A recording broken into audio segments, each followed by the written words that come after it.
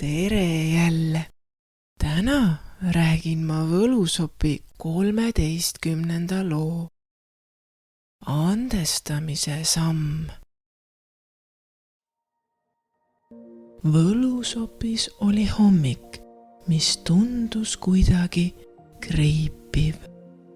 Mitte külm, mitte tormine, lihtsalt selline, kus isegi lehed sahisesid natuke liiga valjult. Lumi ja Runo istusid suure tamme all ja olid valmis seadnud väikese raja kivikestest ja oksatükkidest. Osad kivikesed toetusid okstele, osad oksad toetusid kivikestele. See õpetab keskendumist, ütles Lumi. Ja kannatlikkust ning seda, et kõik ei pea kohe parem.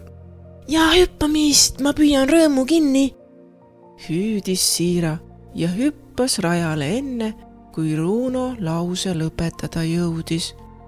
Kivi lendas, oks veeres ja rada enam ei olnud rada.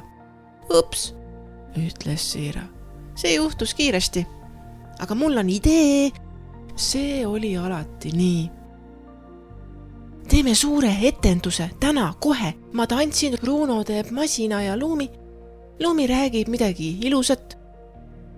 Keegi ei naernud. Runo ohkas. Ma ei taha täna esineda, ütles Lumi. Muidugi tahad, sa lihtsalt ei tea veel, ära ole selline tujukas. Naeris Siira. See polnud kuri naer, aga see oli kohatu. Lumi ei öelnud enam midagi, ta lihtsalt kadus veidi enda sisse. Ja nüüd istus ta seal vaikselt, liiga vaikselt. Runo vaatas Lumit, kratsis pead, sättis kivikesi ja oksakesi oma kohale tagasi ja ütles lõpuks. Ma arvan, et see on solvumise seisund. Kas teadsite, et kui inimene solvub, siis aju aktiveerib sama ala, mis füüsilise valu puhul? Siira pööras end tema poole. Päriselt, ütles Runo. Sellepärast tundubki, et keegi tegi haiget, isegi kui keegi ei tahtnud.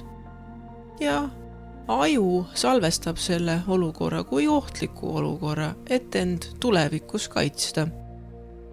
Siira vaatas suurte silmadega. Kas see tähendab, et Lumi aju on mu peale pahane ja ta arvab, et ma olen ohtlik? Tehniliselt jah, noogutas Runo. Meie ajule meeldib lihtsustada. Siira jäi tõsiseks. Ma ei tahtnud, ma tahtsin lihtsalt, et kõigil oleks lõbus. Lumi pigistas huuli kokku. See ongi probleem, ütles ta vaikselt. Sa tahtsid, aga sa ei mõelnud, mida teised võiks tahta. Siira tahtis kohe midagi öelda, midagi kiiret, midagi parandavat, aga ta jäi vait. See oli väga õige samm. Ta istus Lumi kõrvale, mitte väga lähedale, piisavalt, et olla olemas.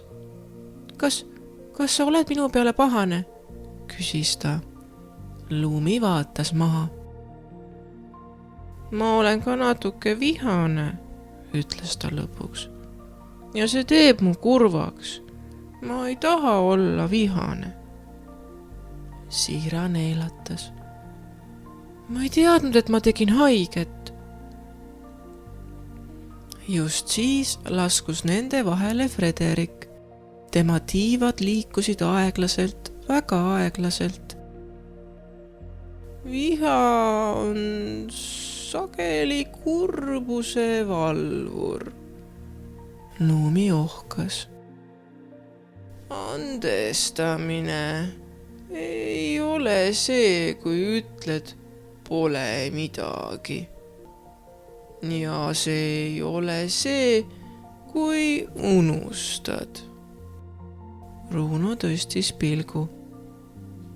Mis see siis on? Frederik vaatas Luumit, siis Siirat.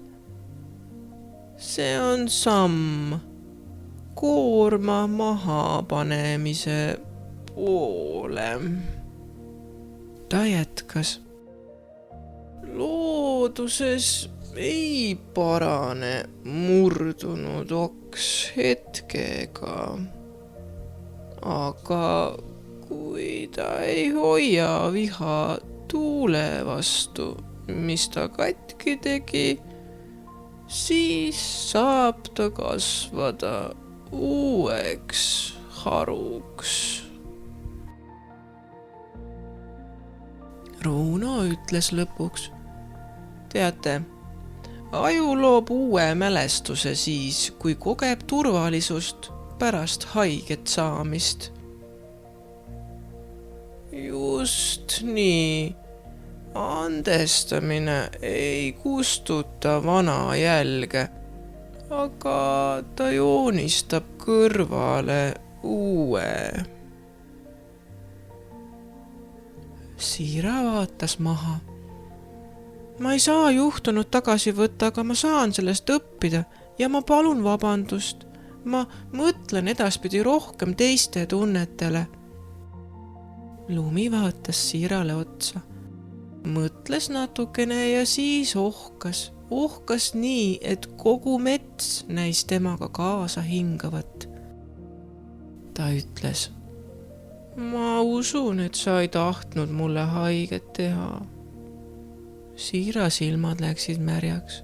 Lumi vaatas Siirat. Ma annan sulle andeks, ütles ta. Mitte sellepärast, et see ei teinud haiget, vaid sellepärast, et ma ei taha seda tunnet endaga kaasas kanda. Aitäh, sosistas Siira. Ma kuulan edaspidi enne, kui torman. Runo pani viimased oksakesed oma kohale tagasi. See oli päris muljetavaldav. Frederik sulges hetkeks tiivad. Andestamine ei tee sind väiksemaks. Ta teeb sind kergemaks.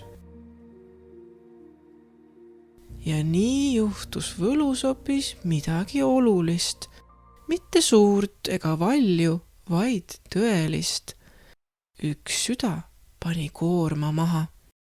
Teine õppis ootama ja sõprus sai ruumi hingata.